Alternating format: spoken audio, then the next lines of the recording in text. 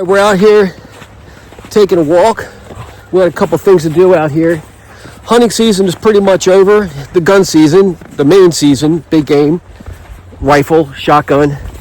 You can hunt late season, some small game and archery for deer, but when we walk around, we still got some orange on. Even though it's our own place, we don't take any chances. I noticed this year that a lot of the bucks were missing come deer season. By the time rifle season came, I didn't see as many bucks. And a neighbor told me that he shot a buck and it only had one set of antlers, one side, the other side fell off. And we went to go pick it up, that side fell off. And then right after we were done hunting, I filled up my feeders and on camera, I caught a huge buck missing its both sides. And it was still rifle season. And I got a picture of him from the trail camera, and I'll cut the video and put a picture of him in this video right here so you can see that.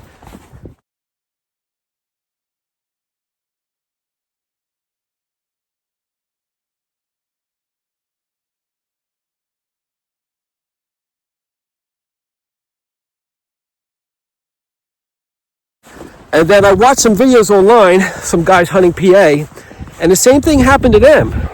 This is December, the beginning of December, and the bucks were dropping their antlers.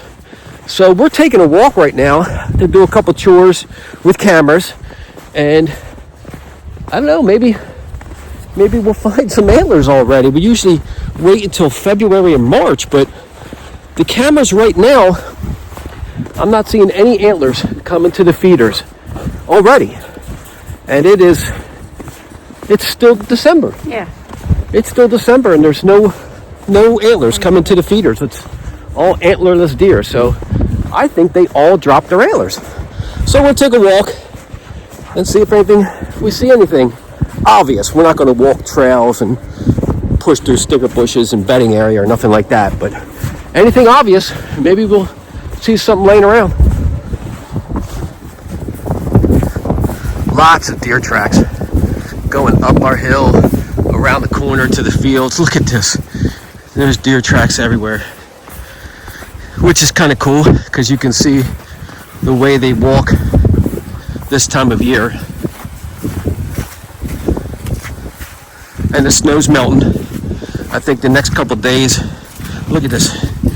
Look at this, it's like a highway of deer tracks here.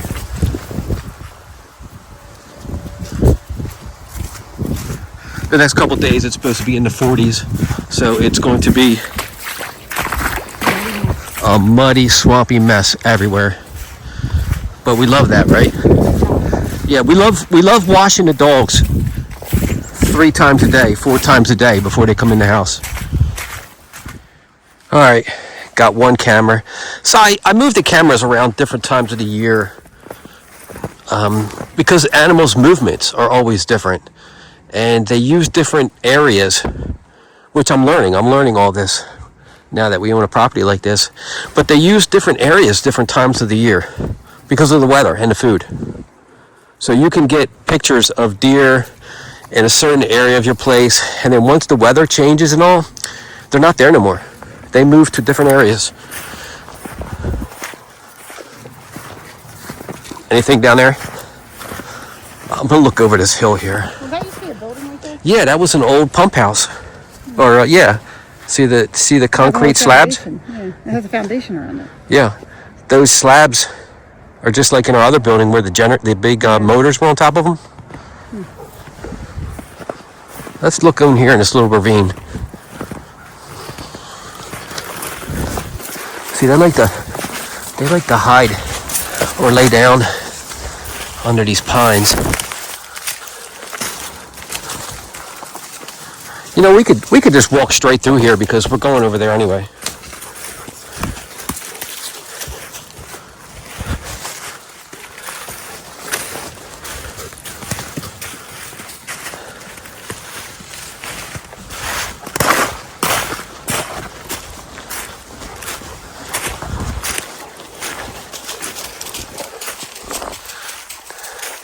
If you were a deer, this is kind of where you would go to get out of the wind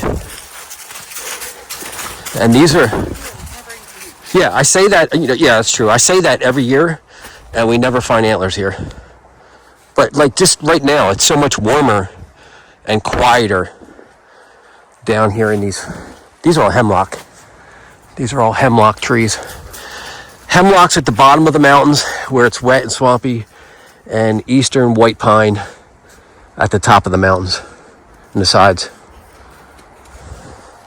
All right, we had to stop and film this deer track. Put your hand down next to it. You can see the swagger of that single track there. Look at the size of that track compared to her hand. Each track is just huge. And look how it's offset. That's a big sucker. I'm gonna go 200 pounder on that one. Walking right down the edge. All right, we're on the new deer highway, and I'm just looking at where we need our culvert pipes, our water bars. And that's kind of like an uphill slope, and it's coming down this way. And you can see the water's flowing, and it's puddling right here. And then all the water from that way is coming down. You can actually see it flowing right there. Can you? Yeah. So it's all flowing right here. And the dozer cut a bar there, but it needs to be here. Because if you look, it's coming across the road here, pulling up. And this got dammed up by the dozer. But there's the natural ravine right there. So this needs to be, I'll come here with my mini, and I'll just cut it right here and shoot. I'll drain 100 yards that way and 100 yards that way and dry this all up.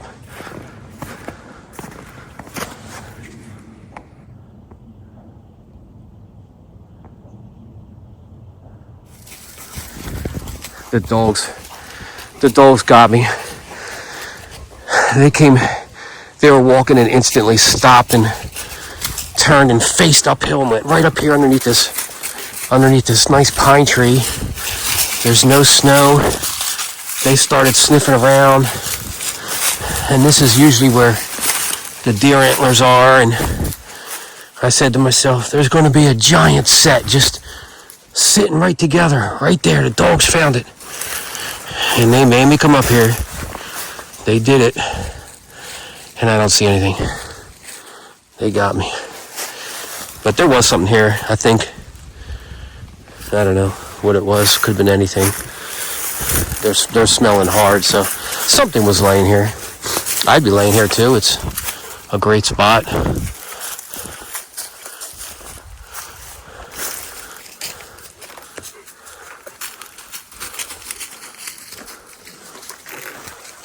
Yeah, I don't see anything up here.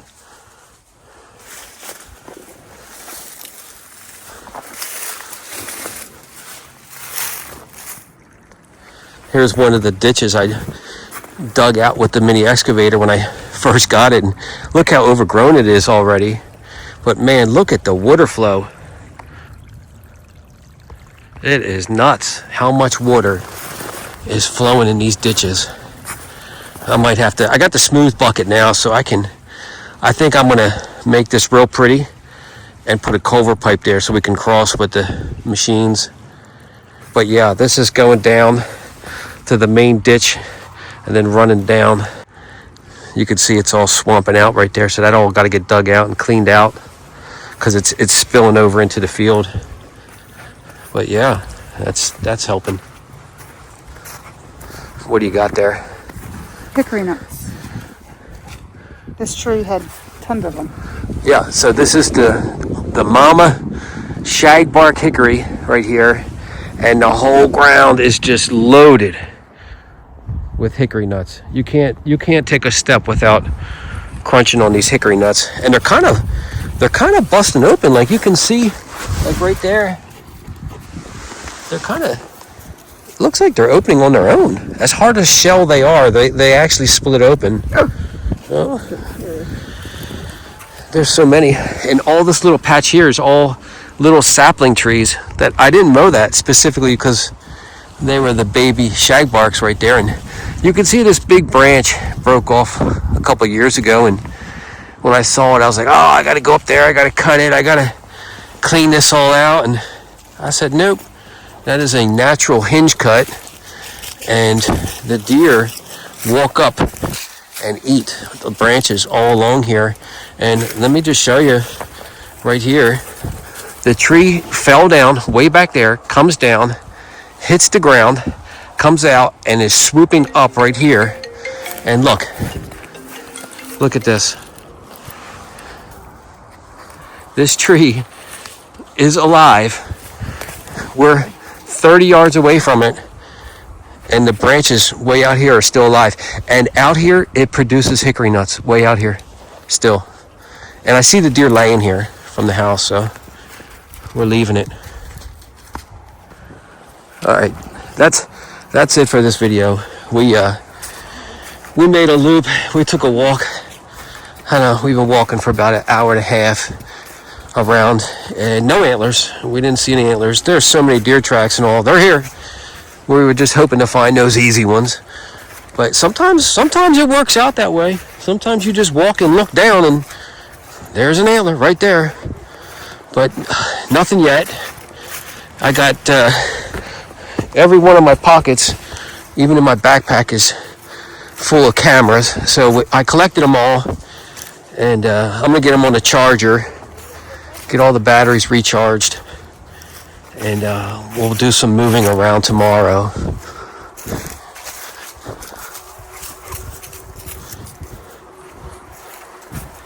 Georgianne, I was just, look at this.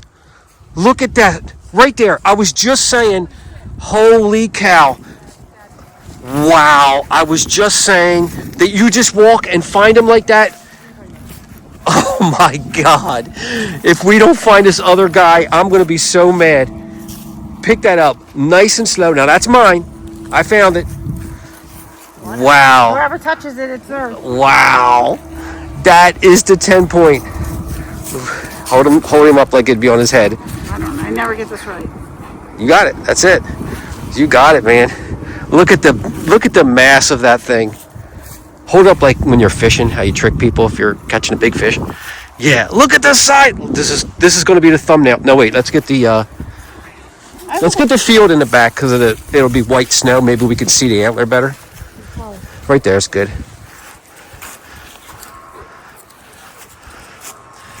Hold it up a little higher. Turn it out a little bit so you can all point. There you go. Look here. All right, for the thumbnail, first antler of the year, and it's still December, and that is some mass on that antler. Holy moly! All right. That's how it goes, guys. Now, that's the big one that I said that should be earlier in the video without his antlers on his head. The 2 dots, you'll see that. You probably already saw it. Look, my hand is around it. It's like... Yeah, her hand just fits around that. That's how much mass is on that thing. That's nuts. You could club somebody with that thing. That sucker's eating good. That was one of the target bucks this year.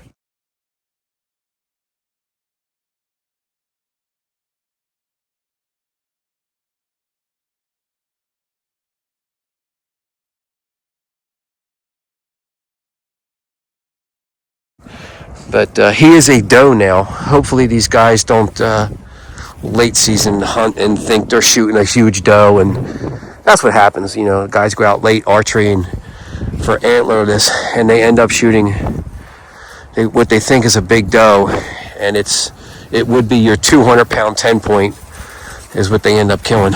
But hopefully he makes it. And now I can't stop looking because that other one is right here somewhere. That other antler is right around here. Dang it. All right, well, I'm going to end this video. If we find the other part, we'll cut back in.